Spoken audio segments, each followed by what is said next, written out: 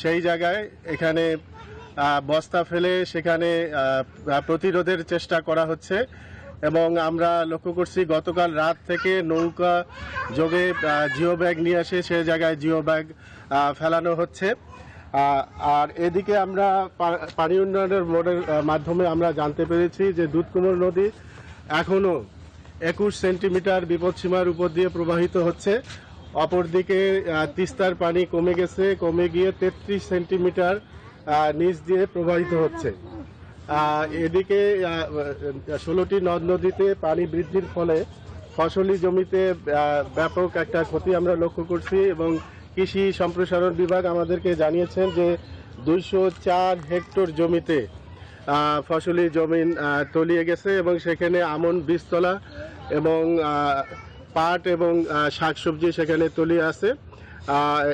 এই ছিল সবজির অবস্থা এবং অপরদিকে লোকালয়ে পানি ঢোকাতে ছোট ছোট রাস্তা তলিয়ে যাওয়ায় প্রায় 10,000 মানুষ এখানে পানিবন্দী অবস্থায় রয়েছে। এই ছিল কুড়িগ্রামের সর্বশেষ অবস্থা। আমরা একই খবর জানতে লালমনিরহাটের সহকর্মী রবিউলের কাছে আমরা জানতে চাবো যে বন্যার সর্বশেষ পরিস্থিতি কি।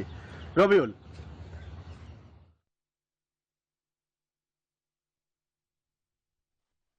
আপনি যেমনটি কুড়িগ্রামের খবর বলছেন ঠিক তেমনি লালমনিরহাটের তিস্তা ব্যারাজে কিন্তু আজ সকাল 6টায় তিস্তার পানি 30 সেন্টিমিটার নিচ দিয়ে কিন্তু প্রবাহিত হচ্ছে। এর আগে কিন্তু 36 ঘন্টার আগে তিস্তার পানি 12 সেন্টিমিটার উপর দিয়ে প্রবাহিত হওয়ার ফলে কিন্তু লালমনিরহাটের 5টি উপজেলায় বিশেষ করে নিম্ন অঞ্চলগুলো কিন্তু প্লাবিত হয়েছে, রাস্তাঘাট তলিয়ে গেছে এবং পানিবন্দী হয়ে পড়েছে প্রায় 3,000 মানুষ। এতে কিন্তু অনেক দুর্ভোগ পোহাতে হচ্ছে এবং আপনারা জানেন যে এখন কিন্তু সকাল থেকে তিস্তার পানি ক্রমেই কমতেছে এবং তিস্তার পানি বাড়া কমায় কিন্তু নিম্ন অঞ্চলে কিন্তু পানি প্লাবিত হয়েছে এবং আপনারা জানেন যে গতকাল থেকে কিন্তু পানিবন্দী প্রায় 3,000 মানুষ ছিল। সেই পানিবন্দী পরিবারগুলোর ঘর বাড়ি থেকে কিন্তু পানি সরে যাচ্ছে এবং সরে গিয়ে কিছু স্বস্তিতে পড়েছে। পাশাপাশি আপনারা জানেন যে পানি উন্নয়ন বোর্ড প্রায় 72 ঘন্টা কিন্তু একটি দিয়েছে, 72 ঘন্টার মধ্যে কিন্তু পানি বিপদসীমার আরো উপর দিয়ে প্রবাহিত হওয়ার একটা সংকেত দিয়েছে। এতে কিন্তু তিস্তা পাড়ের মানুষ অনেক আতঙ্কে রয়েছে এবং পাশাপাশি আপনারা জানেন যে তিস্তা ব্যারাজে রয়েছে, তিস্তা ব্যারাজের যে 44টি গেট খোলা রয়েছে সেই 44টি গেট দিয়ে কিন্তু ভারত থেকে প্রবল গতিতে কিন্তু পানি আসছে, তবে পানির পরিমাণ ধীরে ধীরে কমছে এবং এদিকে আমরা লালমনিরহাটের যে 5টি উপজেলার জন্য লালমনিরহাট জেলা প্রশাসকের কার্যালয় থেকে 230 মেট্রিক টন চাউল বরাদ্দ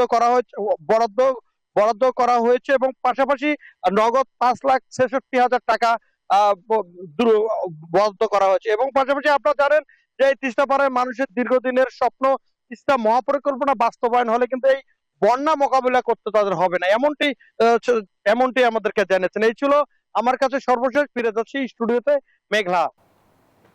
রবিউল এবং সূর্য, আপনাদের সকলকে ধন্যবাদ। প্রতি সপ্তাহে সর্বোচ্চ বার বিকাশ পেমেন্টে 50 জন হবেন পেমেন্ট চ্যাম্পিয়ন। জিতে নিন টিভি সহ আকর্ষণীয় সব প্রাইজ।